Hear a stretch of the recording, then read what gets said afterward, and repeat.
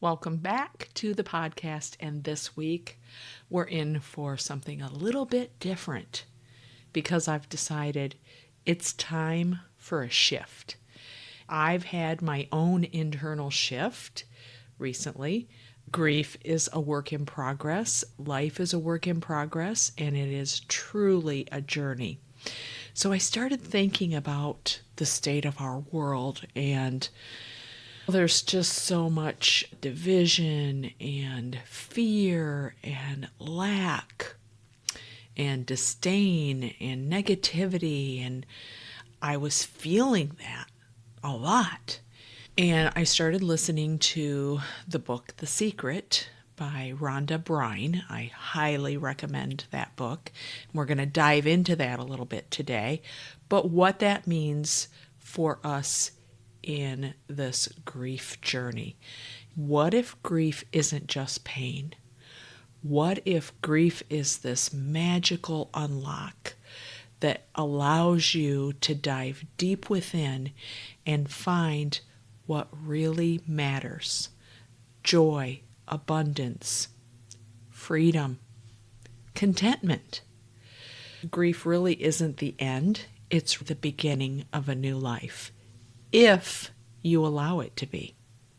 And that's what we're going to talk about today. I've written down some notes so that I don't forget to tell you stuff, because I forget sometimes.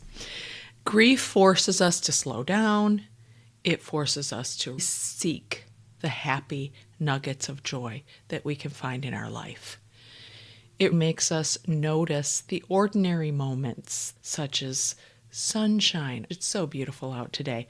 Even when it's raining, feeding the flowers and the grass. When it's cloudy, I was driving to a baby shower last weekend, and I looked up in the sky, and the cloud formation was gorgeous. And there was a little peak of blue shining through, and I thought, I would love to paint that. But it's here for us if we're open to see. So I want to start out with that. Happiness really is an inside job. And I know, I get it. When I was deep in that grief feeling after profound losses, I used to think, well, you don't understand what it's like to lose a child or a grandchild or a parent. You can't feel my pain. But really, that was me keeping stuck, focusing on my own pain, because whatever pain people are experiencing is unique to them. For example, my daughter has a dog, and that is her child. I know if something would happen to her baby, she would be tremendously grief-stricken. So comparison is not what we're focusing on. What we are focusing on today is, how can you live an abundant, happy, joyful life when you're in the grip of grief? For me, it took a lot of work. It took self-reflection. It took practicing tools I share with you on this podcast. Take these nuggets and don't just listen to them, but do them. Even in profound grief, there are pockets of joy we can grasp and hold on to, because when we hold on to those pockets of joy, it changes our frequency. It changes what we put out in the world and what we receive back into our lives. When I read the book, or listened to it, because I listen to books while I exercise. So I was listening to The Secret by Rhonda Byrne, and I wrote down 3 key components. Ask for what you want, believe you already have it, and then receive it and begin feeling good about it right now. So that's why a vision board is so important. I love Mercedes-Benz, and I decided I wanted a Mercedes-Benz, and I started vocalizing that to people. I put it on a vision board, and I have advice from people saying, oh, you don't want a Mercedes, choose another luxury car, their value doesn't hold.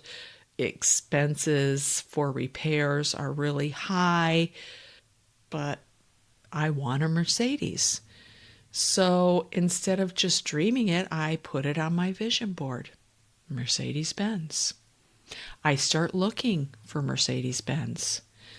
Yesterday, I went to the dealership and I asked if they had any Mercedes-Benz because I'm going to drive a Mercedes-Benz and see if I like it. So when we talk about visualization, this is one of the things that she says in the book. If you want something, whether it be a positive relationship, financial stability, or Mercedes-Benz, you need to get really clear on your vision. So don't just visualize, oh, I want a Mercedes-Benz. Visualize what it feels like to touch the steering wheel, how it feels sitting in the car, how it feels driving in the car. Be specific. What color do you want your car to be? How do you want the seats to feel? Do you want an SUV or a car? The more clear you become on your vision, the more abundance you will receive, and the quicker that starts to manifest in your life. I know it's going to happen. I've already received it. But this is not something that you just do once and you're done. It's a daily practice. For example, I didn't just make a vision board with my Mercedes-Benz. I'm going to drive a Mercedes-Benz. I'm going to look up different features and see what model I want and what kind I want.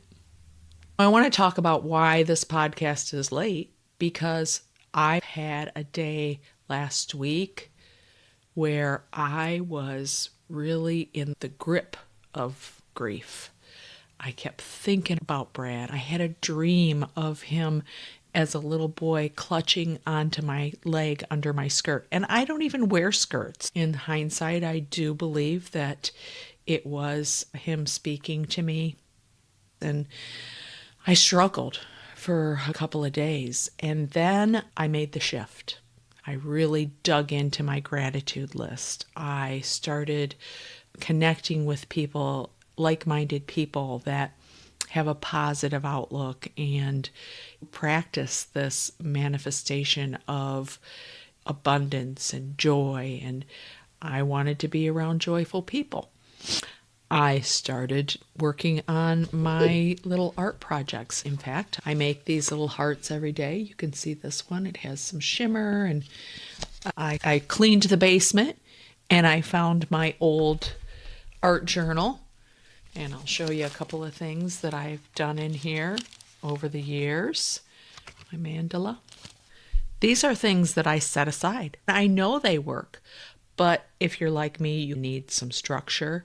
And that's what I was lacking in my life. That's why I created my school community, to give people some structure. And I also have a 7-week program. I used to call it the Creative Grief Freedom Formula, but I really think grief is a journey. So I renamed it. It's the Creative Grief Journey Method. It's a 7-week program. And it is intensive, but I have incorporated everything that I have learned and presented it in a structured format so that I can give you the tools to continue on this journey and live an abundant, joyful, beautiful life.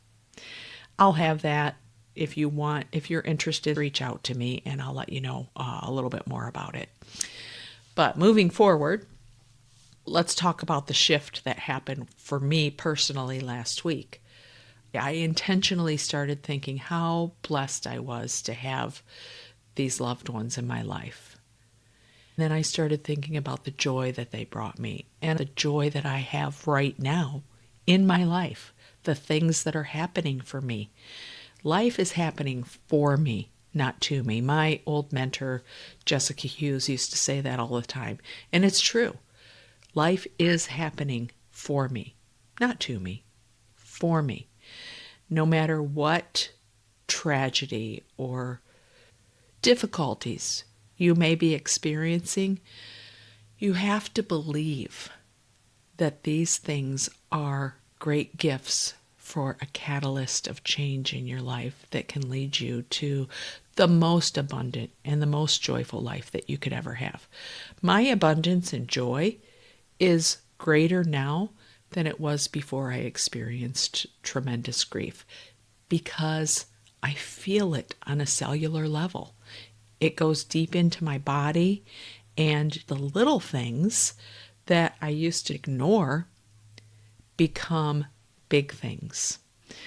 And that takes practice. It takes devotion to yourself. And believe me, you can experience it too, if you're not already. Here's another story about how this actually works. I'm not working right now. I have a job lined up, just haven't started it yet. So I'm watching my budget and trying to live within my means, which is tough because I was used to a great extra income that I don't have now. I wanted to go grocery shopping and I don't have the extra money. So I said, acceptance is the answer. I accept that. I'm going to wait until Friday when Barry gets paid, and then I'll go to the store. So I went out to the mailbox, opened up the mail, and I had an overpayment of my house escrow, and I received a check for $500. So I went shopping, and I spent all of it. And that's how this works. Had I not looked at that in a way of gratitude and positivity, I may have said, like, overcharged me. Yeah, here's my $500. But instead, my mind shift was, I asked for this, I felt it, I received it. And that's how this works. So the important thing is that you remain open. Don't expect this to happen right away. It does take practice. But over time, you'll start to notice God winks, right? Little things that you notice that are happening on a daily basis for you, not to you. Okay, I want to show you my vision board. And for those of you that are not actually looking at the video, I have this woman who is colorfully dressed and kind of dancing. I have a map of Florida, Sarasota, my happy place. Of course, I have my Mercedes-Benz on here. I have savory, delicious, healthy, nutritious meals. Sun. I have a picture of Italy because I do want to travel to Italy. I have my blue jay, which is my symbol from Brad. I have a woman here lifting weights. So you kind of get the idea. In January, I started lifting weights with my daughter. And I'm not going to lie, I didn't like it at first. She was practically dragging me to the gym. Come on, we got to go. Just stay with it. Be consistent. And so I started lifting, and I'm pretty consistent now. I don't go every day, but I go consistently. And I'm monitoring the nutrients that I'm putting in my body, and I've released 15 pounds. And the best part about it is I feel better. I have more energy. My joints don't hurt as much. I have more stamina. And it's all because I stayed consistent. And now I love going to the gym. I feel so good when I complete that workout. I feel stronger. My food choices are better. I don't have the hunger pains that I did initially. So consistency and visualizing it, almost everything on my vision board is in my life right now. And the things that I don't tangibly hold in my hands, I am receiving them. I feel them. I know that they're going to be, or they already are in my life, because time is just an illusion. So here's what I want you to remember. When you believe something is possible, whether it be happiness, joy, abundance, goals that you've set for yourself, your behavior shifts, your energy shifts, and the opportunities shift. Let me tell you about the job situation. I have this job that when I resigned from my last job, as fearful as it was, knowing that I was not going to have this income, I immediately got hired for another job, all online. I can do this job from Florida, where I like to vacation. I can schedule my own hours. I can work as much or as little as I want. And the pay is pretty good. I got the job. Now I've been sitting here waiting for this job, and they're working on getting things in order. As a medical professional, you have to get credentialed with insurance companies. As I'm waiting to start this job, another opportunity falls in my lap. I wasn't sure if I wanted to take this opportunity, but I thought I'm going to reach out to the doctor who suggested it. And he said, "Oh yes, you're going to love it. You should definitely do it."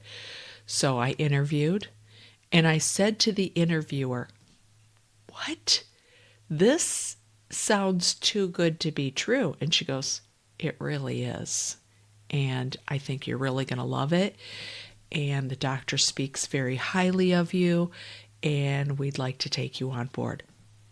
So now I'm getting another job that's better than the great job that I already have. I'm telling you, this stuff works, but it takes practice. I'm reading another book about contentment. It's a little book called Acceptance, talking about how happiness and joy and gratitude comes from being content where you're at right here, right now. This past couple of months, I haven't been working, and I could have been focused on when am I going to start this new job, and I don't have money coming in, and this is so hard. I've had some challenges, but I have been able to take my mom to a doctor's appointment that was very important. I've been able to travel with my husband to some seminars. I've been able to declutter around the house. I was cleaning up my art studio, which is in the basement, and I was looking for a tool, like a cutting tool, to put together these little art journals that I'm making for people, and I couldn't find it. About 8 months ago, I did a live wedding portrait, and I had taken my husband's iPad with me, and I lost the iPad. It happens, okay? I lose things. And fortunately, I have a husband that's pretty laid back and understanding, and he jokes about it. "Well, Dawn lost my iPad. She probably left it in a hotel somewhere." When I was cleaning the basement, I found the iPad. I didn't find the cutter thing, but I did find the iPad.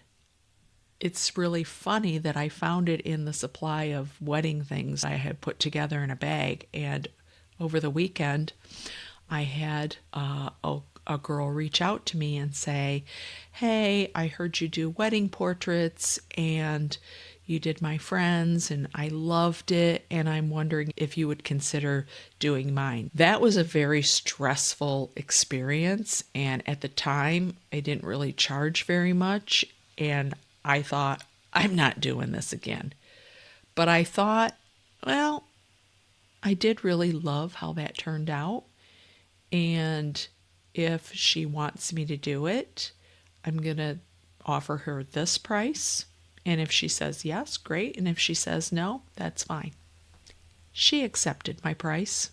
So I'm doing another wedding portrait. And I'm making a fair wage instead of not charging my worth. What a blessing my life is and has been over these past few months.